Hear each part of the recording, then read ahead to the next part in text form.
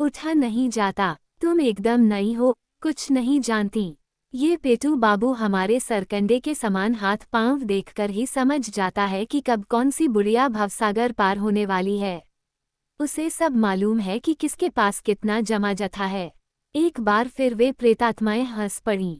उनकी हंसी इस तरह कर्कश थी मानो अस्थियों का खड़ताल बज उठा हो। एक दिन इस पेटू की नज़र ज्यों ही मेरे पैरों पर पड़ी, मैं जैसे तैसे भागकर ही बची, वरना तो लात मारकर निकाल देता।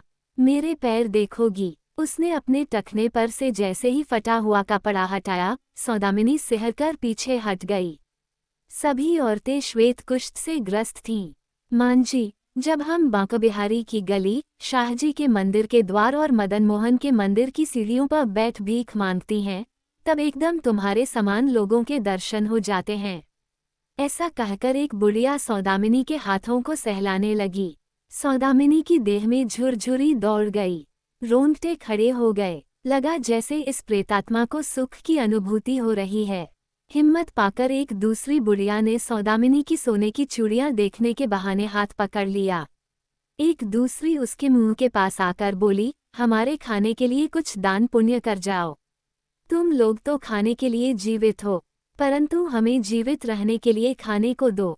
इसी दौरान कई और औरतें भी कोठरियों से बाहर निकलकर सौदामिनी की कोमल देह को छू छू कर देखने लगीं। आखिर उनकी यह लालसा आक्रामक उत्तेजना में बदल गई। सौदामिनी का जूड़ा खुल जाने से उसके बाल पीठ पर बिखर गए। ब्लाउज फट गया। यदि इस दरमियान निम्बाक संप्रदाय का साधु ना पहुंचता तो इन प्रेतात्माओं का झुंड जंगली कुत्तों का रूप धारण कर लेता। पखावजी साधु चिल्ला उठा, राक्षसियों, भागो भागो यहाँ से। तुमने सोचा कि यहाँ कोई नहीं है। इस बार रंगजी के पहिए के नीचे सिर देकर मर क्यों नहीं जाती। हड़काए गए कुत्ते की तरह काऊं काऊं करती हुई वे अपनी सुरंग जैसी कोठरियों में घुस गईं। साधु उससे बोला, बिटिया, पहले ही मैंने तुम्हें मना किया था।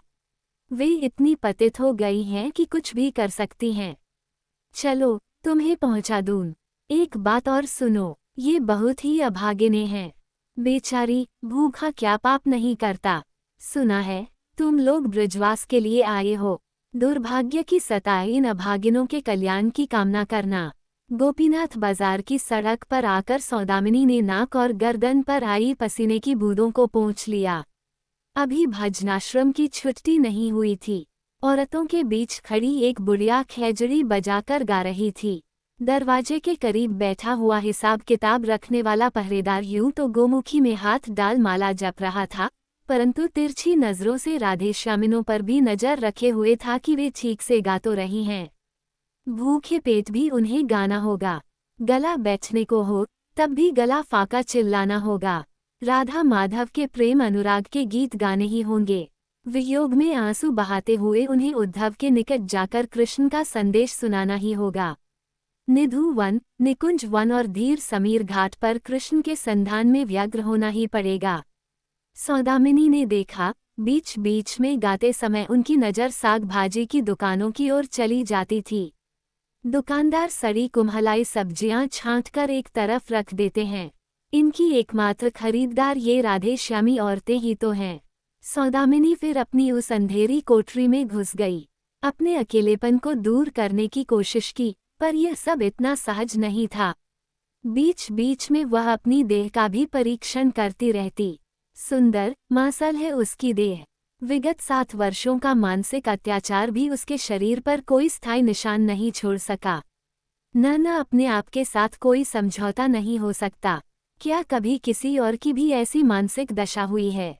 भाग 3। सौदामिनी के चेहरे पर ज्यों-ज्यों दुख और अवसाद की छाया गहराती गई, त्यों-त्यों डॉक्टर रायचौधरी और मां अनुपमा देवी की चिंता भी बढ़ती गई। एक दिन तड़के ही अनुपमा ने सौदामिनी के मुख पर यही छाया देखी। फौरन वह सजग हो इसका निदान सोचने लगी। अभी हाल में ही सुदूर मानसरोवर से देवधरी बाबा का पदार्पण हुआ है।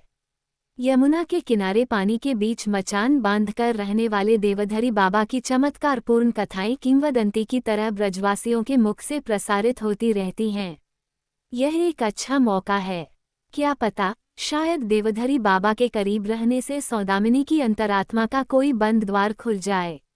क्या खानदान की जो गौरवशाली परंपरा रही है, उसकी आत्मा के बंद दरवाजे खुल जाने पर कोई असर नहीं डाल सकेगी।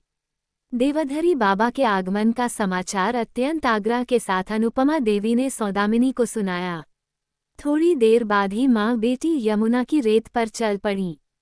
दोनों मौन चली जा रही थीं। सौदामिनी को एक विचित्र सी उत्तेजना का एहसास हो रहा था। किसके लिए है यह उत्तेजना? क्या ये साधारण सा कौतूहल है, या फिर उसके भीतर उस भक्ति का उन्मेष हो रहा है, जिसकी भक्ति रस में भीगकर सभी गौड़ीय वैष्णव एक न एक दिन पागल हो जाते हैं, जिस रस को श्रृंगार रस का ही एक भेदमान संप्रदाय विशेष के लोग आपस में जूझते रहे। क्या ये वही अनचखा रस नहीं है? न इन सबको साधारण मानकर वह दिल से नहीं फेंकेंगी। स्वामी हरिदास की बांका बिहारी की प्रतिमा पर दृष्टि पड़ते ही वह इसी तरह की उत्तेजना महसूस करती है। इसी रस के नशे में मस्त एक और भी प्राणी है, जिससे सौदामिनी रूबरू हुई है। वह रंगनाथ जी के मंदिर की एक वृद्धा है। जब महाप्रभु रंगनाथ की परिक्रमा या विलास विनोद की शोभायात्रा आम्रकुंज के लिए निकलती है, तब पुरोहितों के घर के पास बनी टूटी जीर्ण शीर्ण कोठरी से यह बूढ़ी बावली सी निकल पड़ती है। उसके दुबले पतले हाथ पैरों में खून के दौरे से इतना उन्माद सा छा जाता है कि लगता है वह संपूर्ण शोभायात्रा को आलिंगनबद्ध कर लेगी। उस समय नृत्य के उन्माद में उसका पुराना लहंगा पसीने से भीगा जाता, धवल केशों का जूड़ा खुल जाता और जूड़े में खोंसी हुई चमेली की माला खिसक पड़ती। कैसा अनोखा अनन्य प्रेम है! ये दुर्भाग्य सौभाग्य दोनों ही तुच्छ हैं इस प्रेम के सामने। जब भी इस वृद्धा से सौदामिनी का आमना सामना होता, उसकी आंखों में आंसू उमड़ आते। आखिर ये आंसू किस लिए उमड़ते हैं? क्या सिर्फ साधारण कुतूहलवश? सूखे चिकने बालू पर माँ बेटी मौन चली जा रही थीं। 2-4 कछुए जल से निकल बालू पर आ गए थे। धीर समीर घाट के पास लगे अर्जुन के पेड़ों पर मोरों का झुंड पंख पसारे बैठा था। दोनों पीपे के पुल के करीब पहुंची। यमुना की धारा कुछ सूख सी गई है। पानी गांव की तरफ तो यमुना की धारा के बीच जमीन निकल आई है। पल्ले पार देवाधरी बाबा का तंबू दिखाई पड़ा। इस समय भीड़ कम थी। पानी गांव, बरसाना आदि गांवों से भक्तजन आए हुए थे। वल्लभगढ़ और हाथरस के लोग बाद में आने वाले थे। पीपे से बना हुआ पुल पार कर बाबा तक नहीं पहुंचा जा सकता था। यहाँ वहाँ रुके हुए पानी के वो बच्चे कुंड जैसे दिखाई पड़ रहे थे, जिनमें भैंसें लोट लगाती रहती हैं। बालू का ऊंचा सा टीला पार कर गहरी यमुना का नीला जल दिखाई पड़ा। लोगों को आर पार ले जाने वाले मल्लाह नावें बांधकर वापस आ रहे थे। जब ये दोनों पहुंची, तो उन मल्लाहों ने कुछ और सवारियों का इंतजार करने को कहा और रेत के टीले पर चढ़ने लगे। उन्होंने पलट कर देखा, कुछ और लोग भी आ रहे थे। गोविंद मंदिर की अंधी मालिन भी आ रही थी। टटोल टटोल कर रेत के टीले पर चढ़ने के कारण वह लड़खड़ाती सी नजर आ रही थी। लुई बाजार के अस्तबल का बूढ़ा चौकीदार भी आ रहा था। पीली गर्दन वाले 2 गरुड़ पक्षी रेत पर उड़ रहे थे। सौदामिनी ने ब्रज के ख्यातिलब्ध शिल्पकार चंद्रभानु राकेश को भी आते हुए देखा। वह राधाबाग होते हुए आ रहा था। राधाबाग में ताड़ के पत्तों से निर्मित छतरी के तले बैठकर वह अष्टधातु की मूर्तियां गढ़ा करता है। निकुंज वन के बाग में रासलीला के जो अपूर्व तैलचित्र बने हैं, वे उसी के बनाए हुए हैं। उसके पूर्वज कलिंग के थे। ताड़पत्र की छतरी के नीचे बैठे हुए वह अपने पुरखों के किस्से सुनाया करता है। हिंदुकुश पर्वत की घाटियों से आने वाले तुर्क अफगानों के विध्वंसकारी दिनों के किस्से। किस्सागो शांतिभद्र ने सही कहा है, तब कलिंग में चक्रवर्ती गंग वंश के राजा नरसिंहदेव का शासन था। उड़ीसा का दूसरे देशों से व्यापार बंद था। सभापति चित्रकार के घर की छत नहीं थी। पेट में अन्न नहीं था। निराश्रित दशा, चित्रांकन का रिवाज ठप हो गया था। ऐसे दुर्दिन में चंद्रभानु के बाप दादाओं ने कंटीली झाड़ियों से घिरे मथुरा के मंदिर के खंडहरों में पनाह ली थी। उनके कानों में लगातार ये स्वर गूंजते रहते, मंदिर ढहाओ, मस्जिद बनाओ। चंद्रभानु के अनेक पूर्वजों को मंदिर के प्रांगण में जिंदा जला दिया गया। ये दुख भरा इतिहास अब किंवदंती बनकर रह गया है। ताड़पत्र की छतरी तले बैठकर अलीगढ़ी रेत मसाले से अष्टधातु में प्राण फूंकने और राधा की अनुपम देह को रगड़ रगड़ कर चमकाने वाला शिल्पी चंद्रभानु बस इससे ज्यादा कुछ नहीं बताता, परंतु जैसे जैसे राधा की देह कांति उजलाती, वैसे वैसे उसके मुख की कांति दुख के कारण फीकी पड़ती जाती। जैसे धूप में दमकते बालूखंड पर किसी ने मछली का जाल फैला दिया हो, मानो काजी कोतवालों का अनछीना दल फिर से आ रहा हो। जिस तरह रत्नजटित अक्रूर घाट और चीरहरण घाट डुबो दिए गए थे, उस तरह ही इन अष्टधातु की मूर्तियों को भी खंड खंड कर यमुना में फेंक दिया जाएगा। नष्ट हुए ये घाट अब यमुना की रेत पर लाल पत्थरों के रूप में बिखरे पड़े हैं। अगहन पूस के महीनों में जब यमुना चीरहरण घाट से दूर हट जाती है, तब ये रेत बुढ़िया के श्वेत केशों की तरह फैली दिखती है। तब ये खंडहर हजार बरसों से सोए पड़े नरकंकालों की तरह जाग उठते हैं। यमुना पुलिन की रेत पर एक रंधा हुआ सा हाहाकार पसर जाता है। रेत में से सर निकाले हुए मरे हुए कछुओं के खोखल और किसी सुहागिन की अधजली चुनरी इस बेआवाज रंधे हुए हाहाकार को और भी दोगुना कर देते हैं। सब लोग आ गए, क्या जल्दी करो, पश्चिम में बादल उमड़ रहे हैं। चप्पुओं से छप छप पानी ठेलते मल्लाहों के लड़कों ने नाव किनारे लगा दी। इकट्ठे जनों में से कोई आवाज आई, क्या कोई और भी रह गया है? एक और दल चीरहरण घाट की तरफ से आ रहा है, किंतु यहाँ तक पहुँचने में अभी देर लगेगी, इसलिए पहले इतने यात्रियों को पार पहुँचा दिया जाए। एक एक करके लोग नाव में बैठने लगे। यमुना जल इस समय कुनकुना था। मेघाच्छादित होने के कारण पानी काला दिखाई दे रहा था। देवधरी बाबा का मचान स्पष्ट दिखाई पड़ने लगा। उनके मचान के नीचे छोटी छोटी कुछ अस्थायी झोपड़ियां थीं। इनमें बाबा के भक्तगण ठहरे हुए थे। बीच बीच में एक दो भक्त उठकर यात्रियों की देखभाल कर रहे थे। जमुना मैया की जय बोलते हुए एक एक कर सभी यात्री नाव से उतर गए। बैठने के लिए दरी चटाई कुछ भी नहीं थी। सभी रेत पर बैठ गए। मचान के ऊपर बनी झुगी से बाबा अभी तक नहीं निकले थे। रसभरी गजक के टुकड़े चारों ओर बिखरे हुए थे। बूढ़ा घटवार गुहार उठा, दर्शन दो प्रभु। दूसरों ने भी दोहराया, दर्शन दो प्रभु। बाबा ने दर्शन दिए। वे झुगी से बाहर निकल आए। देह पर जरा सा भी कपड़ा नहीं था, एकदम नग्न। उनकी जटाएं फागुन महीने की राधा कुंज की मिट्टी की तरह थीं। वे जंगली जीव जैसे लग रहे थे। घुटने टेक सभी ने अपना सर झुकाया। फिर क्रमवार सभी ने अपने दुखड़े सुनाने शुरू किए। बाबा के चेले बांस की टोकरी ले एक एक के पास जाकर भेंट बटोरने लगे। भेंट में ज्यादातर रसभरी और तरबूज ही मिले। चेलों ने सीढ़ियां चढ़कर मचान पर जाकर भेंट को बाबा के सम्मुख रख दिया। उन्होंने आशीर्वाद देकर फलों को प्रसाद स्वरूप भक्तों में वितरित कर दिया। यात्रियों ने श्रद्धा सहित प्रसाद ग्रहण किया। इस समय लज्जा निवारण के लिए बाबा ने जो मृगछाला पहन रखी थी, बीच बीच में वह नीचे खिसक जाती थी। वे अपनी झोपड़ी में लौटने ही वाले थे कि एक भयंकर आर्तनाद ने न केवल उन्हें बल्कि वहां इकट्ठे सभी लोगों को चौंका दिया। सबने देखा एक हरियल बूढ़ा मचान का खंभा पकड़े खड़ा है। वहां उपस्थित जनसमूह में हलचल हुई, अरे ये तो रामगोपाल मंदिर का दोना बनाने वाला बूढ़ा है। क्या हुआ है इसे? साइटिका कर्कट रोग। जन समूह में से किसी ने कहा, कैंसर रोग। बूढ़ा फिर चिल्लाया, भगवान, अभी मेरे छोटे छोटे बच्चे हैं। यदि कहीं मैं मर गया तो उन्हें रंगजी के भिखारिनों के बीच बैठना पड़ेगा। बूढ़ा रेत पर लोट-पोट हो बिलख बिलख कर रोने लगा। देवधरी बाबा मौन हो गए। बाबा के इस मौन से सभी हताश हो उठे। एकाएक बाबा ने कोने में बची पड़ी हुई रसभरियां बूढ़े की तरफ फेंक दी। यही काफी था। दोना बनाने वाले बूढ़े के लिए तो यही बहुत था। उसने बालू पर माथा टेक बाबा को साष्टांग दंडवत किया। देवधरी बाबा अपनी झुगी में प्रवेश करने ही वाले थे कि एक दूसरे आर्तनाद ने उन्हें पलटकर देखने के लिए विवश कर दिया। सौदामिनी को घोर अचरज हुआ। यह अनुपमा थी। सुनिए प्रभु, आप अभी ना जा सकेंगे। आज तो आपको मेरी बात सुननी ही पड़ेगी। भक्त मंडली के बीच से उठ उन्होंने एक दूसरा ही रूप धारण कर लिया। उनकी आंखें आरक्त हो उठीं। वे उत्तेजनावश थर थर कांपने लगी और सौदामिनी की ओर इंगित कर चीख उठी, प्रभु, मैं अपने लिए कुछ भी नहीं मांगती, पर आप इस लड़की की जिम्मेदारी तो लीजिए। इसका जीवन मेरे साथ बंध गया है। मुझे इस बात का भय है कि मैं इसका उचित मार्गदर्शन नहीं कर सकूंगी। मैं भय से स्तब्ध रह गई हूँ। भीड़ में कानाफूसी होने लगी। क्या यह विधवा है? तब तो इस दुखियारी को अकेले ही यात्रा करनी पड़ेगी। ब्रज में तो कुत्तों भेड़ियों की भरमार है।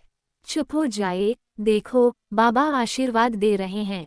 बाबा बोले, ठीक है कि यह लड़की कुत्तों भेड़ियों के बीच है, किंतु चिंता की कोई बात नहीं। सीता का स्मरण नहीं है क्या? वे भी तो ठीक इसी प्रकार कुत्तों भेड़ियों के मध्य रहीं, पर क्या कोई भी उनका बाल बांका कर पाया? मनुष्य खुद ही अपना मित्र, दुश्मन या स्नेहमयी माँ है। देखो, पश्चिम में मेघ घुमड़ रहे हैं। मल्लाहों की वापसी का समय हो गया है। जाओ, लौट जाओ। भक्तों ने साष्टांग दंडवत किया। उनके माथे और बाल धूल धूसरित हो गए। नाव पर सवार हो सौदामिनी ने मुका देखा, सभी आ गए हैं। देवधरी बाबा भी अपने चेलों के संग मचान के ऊपर बनी झुगी में चले गए हैं। सौदामिनी ने दोबारा पलट कर देखा। देवधरी बाबा की मचान का खंभा थामे कोई खड़ा था। ये तो वही अष्टधातु का बूढ़ा शिल्पी चंद्रभानु राकेश है। हवा के झोंकों की वजह से उसके वस्त्र शरीर के चिपक गए हैं। इस कारण वह दुबला और बीमार दिखाई पड़ रहा है। राकेश, लौट जाओ। भीड़ में से किसी ने आवाज दी, किंतु शिल्पी ने मुख भी नहीं देखा। आ जाओ, नाव फिर नहीं मिलेगी। किसी ने फब्ती कसी, वह तैरना जानता है। किंतु राकेश में जरा भी हलचल नहीं हुई। एक मुसाफिर बोला, काफी अरसे से यह शिल्पकार बहुत ही उदास दिखाई दे रहा है। आपको स्मरण होगा, जब मौनी बाबा की अर्थी यमुना तट के बालू पर रखी गई थी और उनके शिष्यों ने भिखारियों पर तांबे चांदी के सिक्के लुटाने शुरू किए थे। शायद आप लोगों को याद होगा, तब इसी शिल्पी ने शव पर लुटाए जा रहे सिक्कों के लिए भिखारियों के बीच हुए घमासान का हूबहू चित्र उतार कर रख दिया था। जिस तरह कसाई द्वारा फेंके गए बकरे के मांस पर गिद्ध टूट पड़ते हैं, उसी तरह की चित्रण चित्र में प्रतीत हो रहा था। मैंने तो राकेश को सलाह दी थी कि इस चित्र को खत्म कर दो। कितना विभत्स था वह चित्र। अचानक कोई बोल पड़ा, आजकल उसकी दुकान पर कोई ग्राहक भी नहीं दिखाई देते, एक ही मूर्ति को घंटों घिसता बैठा रहता है। अष्टधातु की नक्काशी का धंधा इन दिनों मंदा भी है। ज्यादातर शिल्पकारों के घरों पर छप्पर भी नहीं है। राकेश के लिए रुके रहना अब नामुमकिन है। चलो चलें, मौसम भी ठीक नहीं है। एक के बाद एक सभी नाव पर सवार हो गए। एक अनजाने दर्द से अनुपमा बेचैन हो उठी। देवधरी बाबा ने सिर्फ सीता का किस्सा सुनाया। न जाने कितनी सीताएं इस पृथ्वी पर पैदा हुई हैं। अनेक सीताओं की दास्तानें इस ब्रजभूमि की माटी में दबी पड़ी हैं। किसी ने भी नहीं सोचा होगा कि बारिश इतनी जल्दी होने लगेगी। हवा तेज हो गई। दो एक बोल उठे, किसी घाट तक जाने की जरूरत नहीं है, नाव वंशीवट पर बांध दो। यमुना की रेत पर बारिश की बूंदें तड़ातड़ गिरने लगीं। नाव वंशीवट घाट पर जा लगी। लोग नाव से उतरकर भागे। किसी को कोई भी परवाह नहीं थी। दोनों माँ बेटी ने दौड़कर वंशीवट की टूटी दालान में शरण ली। देवधरी बाबा का मचान आंखों से ओझल हो चुका था। बारिश के सघन धुंधले पर्दे के पीछे सब कुछ एकरूप हो गया था। दालान की दूसरी तरफ बैठे हुए भक्तजनों के बीच बैठा बलभद्र अखाड़े का घटवार बोला, बहुत बेमौसम की बरखा है ये। एक और बोला, अच्छा ही हुआ न, देख नहीं रहे धरती कैसी सूखी पड़ी है। अब की यमुना की रेत में तरबूजों की फसल अच्छी होगी। इस बार राधेश्यामी औरतें तरबूज खाकर अपने पेट की आग बुझा सकेंगी। तब तो वे और कुछ खाना बंद कर देंगी, क्योंकि एक एक पैसे के 20-20 तरबूज मिलेंगे। बिल्कुल ठीक कहा। इनमें कोई तो तादाद से अधिक खाकर शाहजी के मंदिर की सीढ़ियों व फिर लालाजी के मंदिर के सामने कई कर करके मौत की घैयां गिनेगी। मरी हुई बुढ़िया ने अपने क्रियाकर्म के लिए जो पैसे जमा किए होंगे, उन्हें लेकर दलालों में जूतम पैजार होगी। मैंने खुद अपनी आंखों से देखा है। ऐसे मौके पर एक दो ठोकरें मुर्दे को भी पड़ जाती है। ऐसा कहते हुए बलभद्र अखाड़े के घटवार ने उसांस भरकर कहा, ब्रज में ये सब क्यों हो रहा है? ये धाम तो संसार का सार है, जगत का मर्म स्थान है। मैदा की बोरियों की तरह गुड़ी मुड़ी लोगों में से कई ठठाकर हंस पड़े। बारिश रुक गई। देवधरी बाबा का मचान अब स्पष्ट दिखाई दे रहा था। सतर्कता के साथ एक एक कर लोग टूटी दालान से बाहर निकल आए। भाग 4। गोपीनाथ बाजार के बीचों बीच बिहारी मोहन कुंज है। यहाँ एक प्राचीन मंदिर था। मंदिर से लगा हुआ एक पुराना दालान। बिहारी मोहन कुंज के सामने थी रहस्यमय हाड़ा बाड़ी। इसके दरवाजे मामूली लकड़ी के थे, परंतु दरवाजा खोलकर अंदर जाने पर एक दूसरी ही दुनिया नजर आती थी। यहाँ राय दामोदर का मंदिर है। इसके अलावा अनेक कोठरियां भी हैं। कबूतर के दड़बे के समान घास फूस से बनी झोपड़ियों में जीवित कंकाल जैसी वे बूढ़ी विधवाएं रहती हैं, जो राधे श्यामी होकर अपना जीवन काट रही हैं। बिहारी मोहन कुंज में मंदिर की पूजा अर्चना आलमगढ़ का एक पुजारी करता था। लोग बाग उसे आलमगढ़ी कहकर पुकारते थे। मंदिर के स्वामी ब्रज से बाहर रहते थे। आलमगढ़ी ने मंदिर संचालन में पूरी आज़ादी का फायदा उठाया था। यहाँ तक कि लोग कहते हैं कि आखिर में आलमगढ़ी ने प्रतिमा के चांदी सोने के जेवरों तक पर हाथ साफ कर दिए थे। किंतु इस बीच वृंदावन के कुछ निठल्ले युवक इसके पीछे पड़ गए। वे मंदिर के सामने की चाय की दुकान पर शाम के समय अड्डा जमाते तथा ठंड के दिनों में मंदिर की सीढ़ियों पर बैठकर गजक खाया करते।